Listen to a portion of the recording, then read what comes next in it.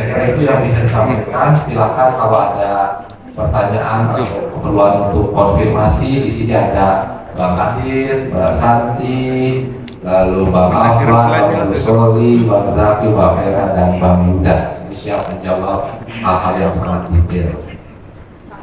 Silakan. Baik, terima kasih kepada Bapak Darjana. Kepada Bapak Ibu wartawan, silakan jika ada yang ingin bertanya.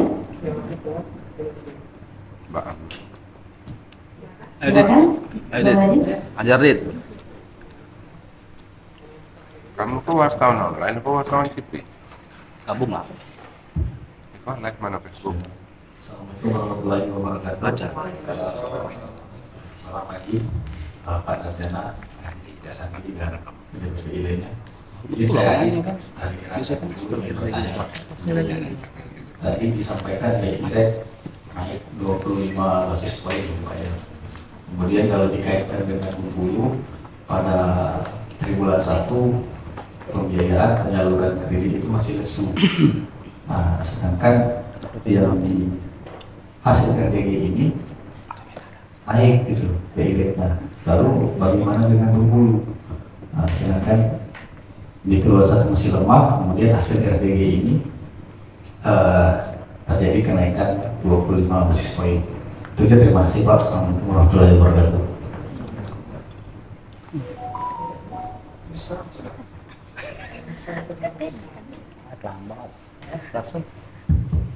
Terima kasih. Sebenarnya Assalamualaikum warahmatullahi wabarakatuh. Terima kasih Pak Dana sudah memberikan waktu. Ingin saya tanyakan dengan kenal nama Sudarwan dari yang nanya kemarin kapan ada RDG di Bengkulu itu. Yang pertama kan sebenarnya tadi Pak Darina ngomong kita dalam masa sedih karena timnas kalah. Sebenarnya ada yang lebih sedih lagi, merosotnya rupiah. Nah itu yang lebih sedih lagi. Jadi pertanyaannya, apakah dari pengamatan Bank Indonesia ada efek di Bengkulu terkait menurunnya merosotnya rupiah? Yang kedua tadi katanya strategi mengatasi inflasi adalah pasar murah atau pasar apa ya? Ada strategi lain selain dari pasar murah yang mungkin bisa mempercepat mengurangi inflasi Bengkulu. Nah, yang ketiga mungkin ini agak sensitif lah. Soal yang hubungan 3 kalau bisa kan konfirmasikan langsung kepada kepala perwakilan. Karena kepada Humas kemarin belum bisa memberikan konfirmasi langsung kepada perwakilan. Mohon maaf Pak kalau kira pertanyaan sensitif, tapi kalau bisa jawab. Mungkin sementara. Oh ya, satu lagi, rekomendasi dari RDG di Jakarta untuk khusus kondisi Bengkulu seperti apa sih? Mungkin dia sekian, terima kasih. Wassalamualaikum warahmatullahi wabarakatuh. Itu kalau tahu. Baik, terima kasih kepada Bapak Sudarwan. Satu pertanyaan lagi Pak. Ya, terima kasih Pak Darjana. Perkenalkan saya Damar dari Pos.com. Saya mau nanya Pak, terkait dengan iklim laporan tahunan triwulan pertama tadi kan disampaikan seperti ditegaskan Bang Andi tadi kan lesu pembiayaan. Kemudian dolar juga sekarang masih bertahan di angka 16.200 atau 16.000 berapa gitu ya. Nah, ini salah satunya dipicu oleh perang antara Israel dengan Iran. Nah, kemudian dengan kondisi sekarang ini kan dengan konflik perang itu, kita Indonesia, ekonomi Indonesia sendiri Pak, khususnya bagaimana menyikapi ini Pak, khususnya dari aspek ekonominya, bagaimana BI, kalau seperti ini kayaknya makin tidak menentu Pak perang ini, bahkan bisa meluas, bahkan pengamat-pengamat militer mengatakan akan terjadi perang dunia ketiga, makanya ini sangat mencekam sekali ini Pak. Nah ini dari BI sendiri bagaimana Pak menyikapinya Pak? Terima kasih Pak. Oh ya Pak, tadi satu lagi Pak. Namu kok capo? Belum. Nah satu lagi Pak ya, terkait dengan apa? Nah lupa. Dah, sudah saya. Sepak bola, sepak bola. Bukan. Ini Pak, apa terkait dengan Bengkulu sebagai kota sejarah ya. Ini menarik nih Pak, karena kami dari mengamati ya, Bengkulu ini kayaknya nggak ada jargon atau ikon Pak, nggak jelas, terus terang saja nggak jelas. Bengkulu ini apa kota wisata, apakah kota pelajar, apakah kota merah putih. Jadi dari statement Pak Darjana tadi menarik sebenarnya. Bengkulu ini dari aspek untuk daya tarik, karena ini kan akan berdampak dengan iklim ekonomi Pak ya. Khususnya dari UMKM akan meningkat kalau terjadi peningkatan kunjungan wisata kan. Nah, dari aspek BI sendiri bagaimana memformulasikan sehingga apa yang Pak Darjana sampaikan tadi bisa satu sektor lah dengan pemerintah daerah bahwa Bengkulu ini loh baiknya seperti ini, sehingga memang benar-benar ada semacam integrasi program yang tepat. Karena terus terang ya Pak, Bengkulu ini kami dari kacamata media nggak jelas Pak. Kalau Jogja kan sudah kota pelajar jelas ya, jadi programnya sudah terarah gitu ya.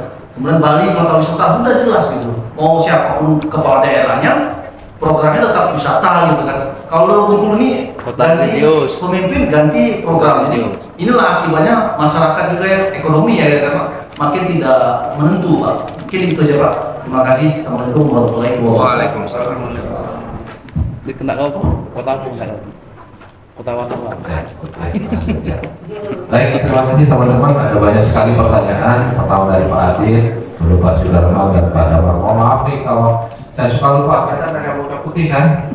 Jadi apalagi tadi bilang 10 komunitas, kalau masih 10 berarti 100 itu kapalnya. Jangan mohon maaf, jangan kan teman-teman. Nama-nama sahabat saya di kantor media saya sudah lupa. Dan sekitar 140 gitu. Ya mohon maaf ya, masih lebaran jadi saya minta maaf. Baik, yang pertama dari Pak Adit tadi luar biasa, tadi kritis sekali bahwa ketika suku bunga BI rate naik, lalu tadi kinerja perbankan di triwulan 1 masih rendah untuk kreditnya, bagaimana gitu ya, kondisi tersebut makin sulit nampaknya ya. Ya, jadi BI rate adalah policy rate dari central bank. Itu signal dan itu multi tujuan. Ada yang ke domestik tadi, umumnya adalah untuk menjaga stabilitas di dalam negeri, yaitu inflasi anchornya atau tujuan. Dan yang kedua adalah stabilitas di nilai tukar. Tadi disampaikan oleh Bang Damar. Pertanyaan ketiga bahwa ketidakpastian ekonomi global ini sangat tinggi tadi, geopolitik Timur Tengah, perang yang tidak jelas sampai besaran dan kapan berakhirnya, bahkan sampai periode ketiga semakin menambah itu. Nah, karena ketidakpastian globalnya tinggi, maka suku bunga kebijakan itu dinaikkan dengan batas 25 basis poin. Jadi tadi disampaikan bahwa salah satu tujuannya adalah untuk memperkuat stabilitas dan menjaga pertumbuhan dari dampak rambatan global. Terus bagaimana dengan pertumbuhan kredit khususnya di Bengkulu? Dari hasil penelitian teman-teman di kantor pusat, biasanya rambatan dari suku bunga policy rate ke suku bunga perbankan itu tidak seketika di waktu yang sama. Itu butuh proses, butuh waktu. Biasanya larinya ke suku bunga deposit dulu, baik itu tabungan, deposito. Barulah nanti ke kredit. Ada yang memperkirakan itu 6%, ada juga 9%. Tapi teman-teman, yang menjadi perhatian tidak hanya dari harga uang atau dari suku bunga.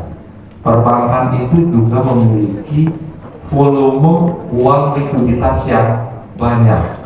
Jadi gabungan antara harga dan volume, kalau ketika harga atau suku bunga tinggi di saat yang sama likuiditasnya berlimpah, maka perkiraan kami untuk suku bunga itu cenderung akan relatif bertahan di angka yang sama. Kenapa? Karena kalau sampai ditingkatkan ibarat harga komoditas, maka respon dari konsumen dalam hal ini yang akan menerima kredit itu akan semakin berkurang dan itu akan merugikan dari sektor keuangan. Kemudian yang kedua, kami melihat di triwulan 1 ini bukan dari kenaikan suku bunga atau ketidakcukupan likuiditas perbankan yang menyebabkan pertumbuhan kredit di triwulan sebelumnya cukup rendah di Bengkulu. Tapi kami melihat dari kesiapan sektor real. Coba posisikan sebagai perbankan. Dia perbankan tadi likuiditas cukup, tapi itu bukan uangnya sendiri, bukan uang bank, uangnya deposan yang ada di tabungan dan deposito. Berarti uang itu harus aman. Artinya kalau diberikan ke UMKM sebagai kredit, uang itu harus kembali. Tidak hanya kembali, juga harus menghasilkan keuntungan, karena bank adalah lembaga pencari keuntungan. Nah, dari dua aspek itu berarti bank harus benar-benar yakin sektor real dalam ini mungkin diwakili UMKM dan mungkin juga korporasi itu memang layak untuk diberikan kredit. Itu disebut dengan visible. Jadi bagaimana nasabah itu visible untuk mendapatkan kredit. Nah, ini memang masih banyak debatable ya. Harusnya bank nggak usah terlalu ketat gitu ya untuk menyalurkan kredit gitu. Di sisi lain sektor keuangan juga melihat harusnya sektor real juga memperbaiki agar memang layak atau visible dalam kredit, mulai dari laporan keuangannya, kemudian kejelasan dari marketnya, jadi sustainabilitas jangka panjangnya gitu.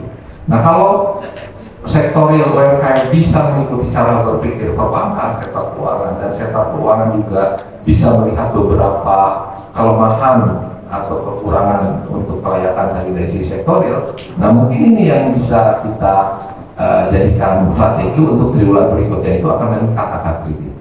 Jadi mungkin komunikasi hubungan antara bank dengan nasabah mungkin itu yang seharusnya lebih ditingkatkan agar ada saling kesepahaman sehingga sama-sama saling menguntungkan karena keduanya. Itu untuk yang pertama. Yang kedua untuk Pak Sudarman hampir mirip tadi, efek nilai tukar gitu. Jadi bank faktor penyebab nilai tukar melemah itu relatif kalau digabung ada dua. Yang pertama adalah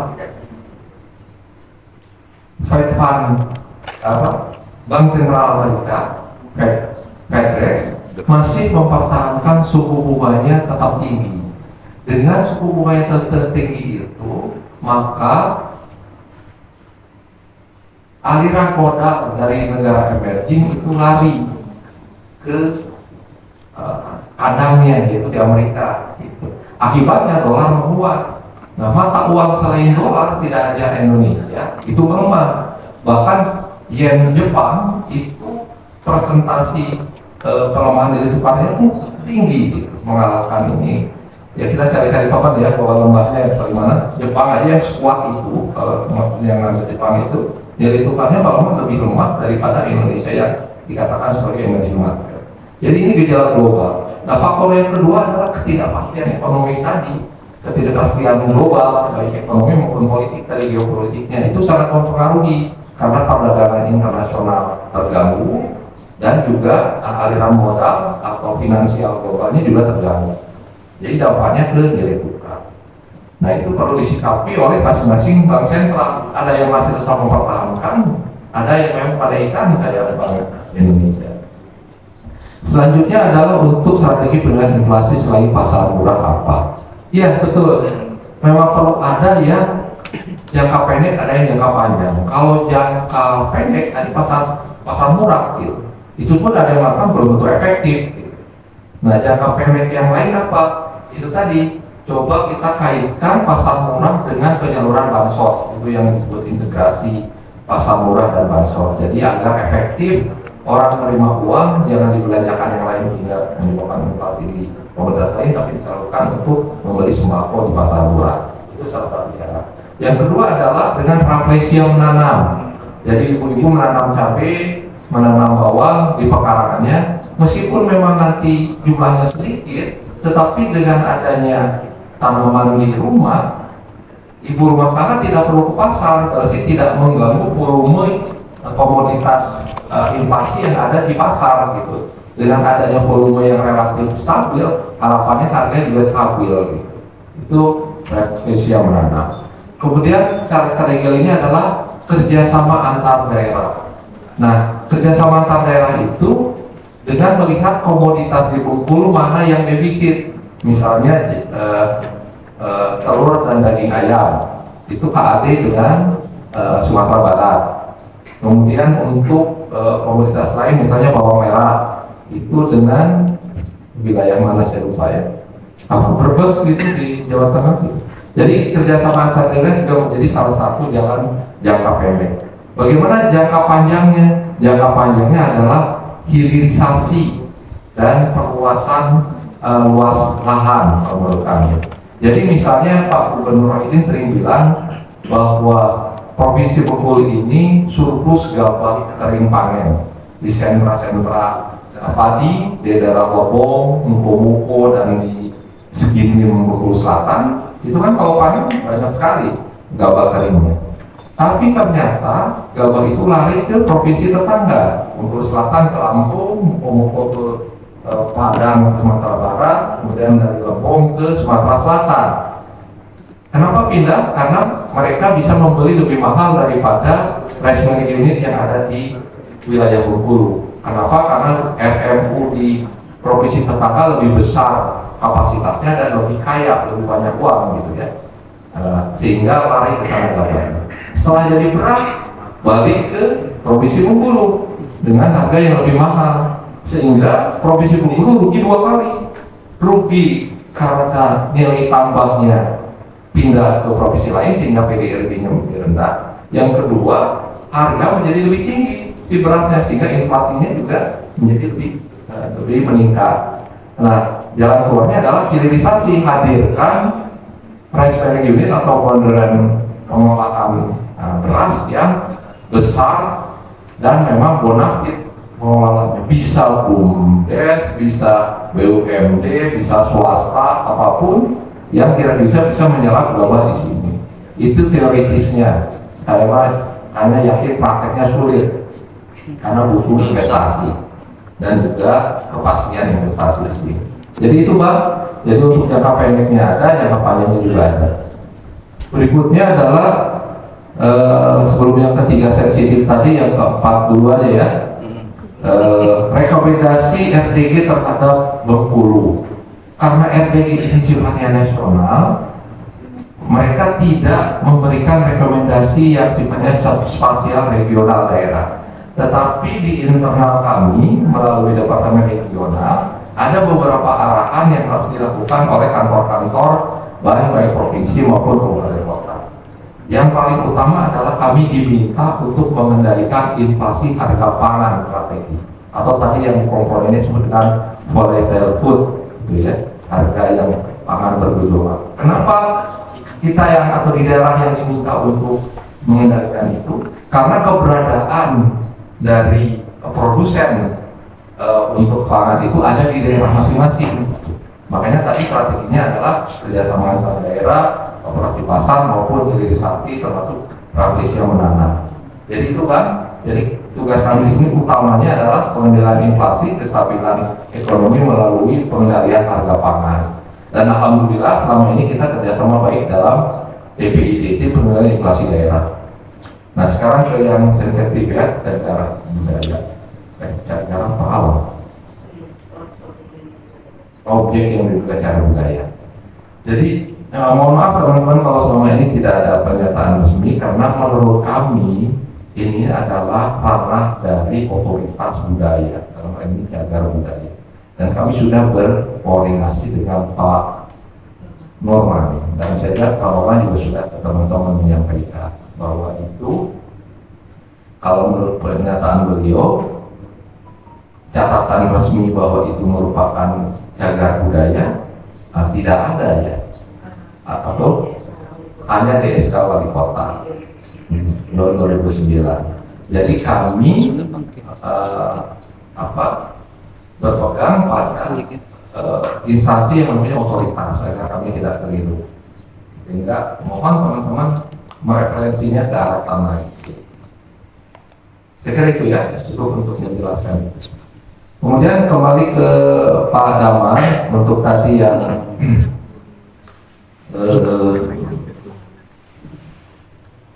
perang Iran. Perang Iran dampaknya ke ekonomi Bengkulu.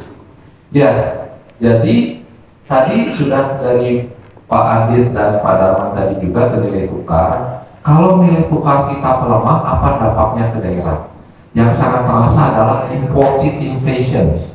Jadi ketika misalnya tahu dan tempe kita tahu mayoritas berasal dari impor kacang kedelainya, dengan nilai tukar melemah, harga kedelai akan meningkat, harga tempe dan tahu akan meningkat. Saatnya kita mengurangi makan tahu dan tempe, gitu ya. Karena ukurannya masih kecil, dan harganya tetap. Itu adalah dari pedagang tahu dan tempe. Nah, yang kedua, ada dampak efek hambatannya. Kalau tadi efek langsung, inflation, ada efek yang tidak langsungnya. Pasti itu merambat ke harga-harga lainnya. Misalnya harga transportasi untuk yang sifatnya luar negeri. Jadi banyak hal yang sebagai rentetan. Kemudian juga ke sistem keuangannya. Untuk misalnya ke investasi, itu juga bisa berpengaruh karena dari nilai in term of dolarnya menjadi lebih mahal kalau misalnya korporasi mempunyai utang luar negeri. Ketika dia membayar cicilan, maka jumlah rupiah itu menjadi lebih banyak untuk jumlah dolar yang sama akibat pelemahan nilai tukar rupiah. Jadi itu dampaknya paling tidak kalau untuk daerah adalah beberapa komoditas yang ada kandungan importnya itu menjadi lebih mahal, dan itu menjadi perhatian kita karena akan menyumbang inflasi. Kemudian pertanyaan kedua tentang branding, mana yang harus dipilih oleh kota atau provinsi Bengkulu. Wah, ini pertanyaannya tentunya ke pemerintah daerah ya. Tapi kalau kami kenapa tadi ke pariwisata, kota pariwisata karena memang di sini syarat dengan sejarah gitu ya.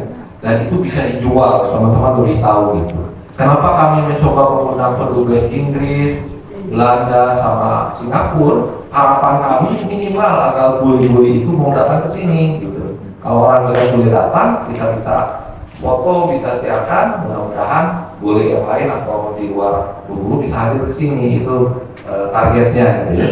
Meskipun ya katanya belum confirm, kita cari alternatif lain. Jadi saya kira kota sejarah itu relevan dengan industri pariwisata yang harus kita dorong di sini. Kalau yang lainnya di sini punya potensi pantai yang panjang 524 kilo, tentunya bisa juga kota pesisir atau kota pantai, lalu punya 46% kawasan konservasi alam dari 20.000 hektar wilayah, berarti luas banget itu, bisa juga jadi kota hijau, dan juga kota pelajar tadi karena banyak kampus. Tapi saya kira kalau tadi contohnya Jogja meskipun kota pelajar juga kota pariwisata dan kota sejarah ya. Jadi sebenarnya tidak harus satu juga, cuma tinggal branding ke depannya Pak.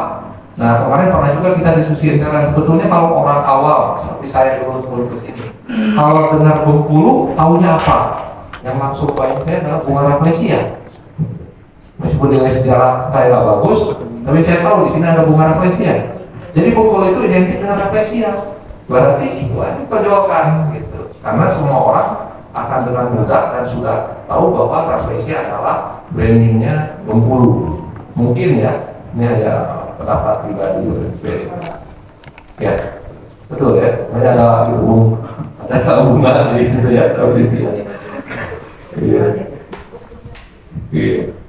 Oke, kira-kira sejauh ini sudah semuanya dijawab, tapi sebaiknya kita dengar juga Pak Adil karena ini pendapatnya dan juga teman-teman silakan kalau berkomentar. Jadi Pak Darjana mungkin menanggapi terkait dengan upaya-upaya pengendalian inflasi di Bengkulu Pak ya, mungkin menambahkan terkait dengan inflasi dan untuk upaya-upaya kita lakukan memang ada jangka pendek dan jangka menengah panjang, dan kami selalu berpedoman pada strategi 4K dalam pengendalian inflasi ini.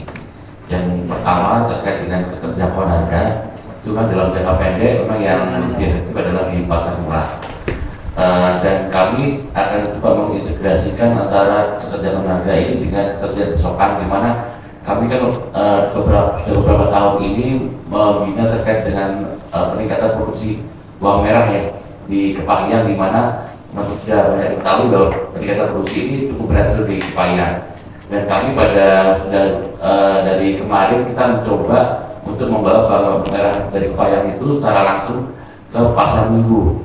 Dan kebetulan sekarang ini selain di pasar Minggu juga kita bawa untuk pasar mulainya kota. Sekarang ada di Kecamatan Muara ya, Mas Afan yang untuk di bawang merahnya. Jadi upaya ini udah terapkan secara nyata. Jadi kita pengen tidak hanya ketersediaan pasokan yang kita lakukan peningkatan itu, tapi juga mengarah ke keterjangkauan harga, di mana bawang merah yang saat ini mungkin sekitar 60-70 kita jual di pasar Minggu sekitar 55.000 per kilogram.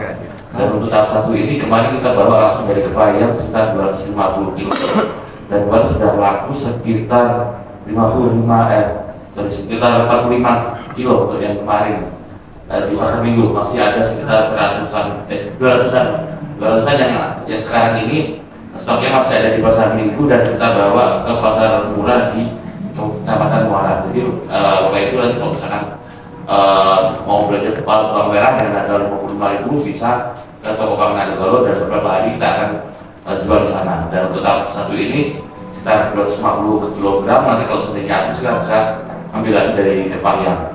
Kemudian untuk mengkongkol gimana? Mengkongkol kebetulan harganya sudah lumayan stabil, bahkan lebih rendah dibanding berhulu. Jadi sekitar 40-an per kilogram. Jadi kita untuk bawang Kepahyang tidak kita bawa ke sana.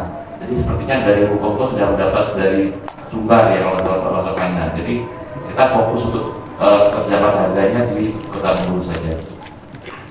Mungkin dengan yang lain untuk yang lain ada pelajaran distribusi, kita akan memperkuat KAD. Kebetulan di Pembuka akan menambah KAD dengan salah satu kabupaten di Sumatera Barat dan juga dari Kerinci Jambi.